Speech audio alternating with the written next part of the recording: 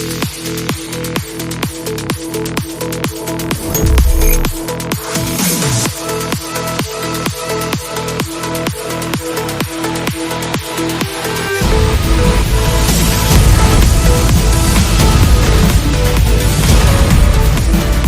Marathi, the voice of Maharashtra.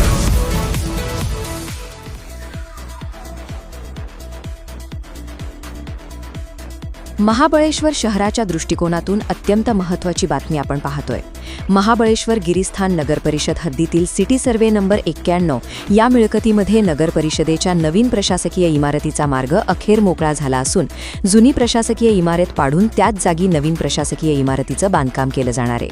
प्रत्यक्षात अस्तित्वातील heritage इमारत आणि नवीन इमारत मिळून एकूण 2285.06 चौरस मीटर क्षेत्राच्या बांधकामाला परवानगी मिळाली आहे. राष्ट्रीय हरित लवाद अर्थात NGT आणि भूमी अभिलेख विभागाच्या अहवालानुसार या मिळकतीचं एकूण क्षेत्र 23,207.00 चौरस मीटर इतके आहे.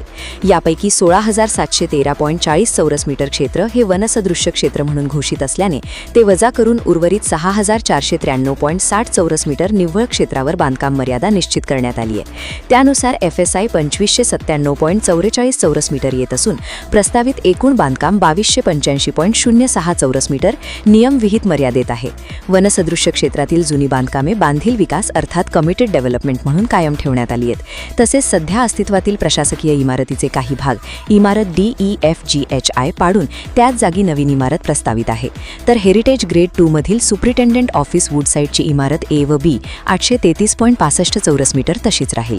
या सर्व बाबी लक्षात घेता महाबळेश्वर नगर परिषदेच्या नवीन प्रशासकीय इमारतीला हिरवा कंदील मिळाला असून नगर रचना विभागाकडून अटीं शर्तींसह मंजुरी निश्चित झाली आहे. Bureau report, news Marathi.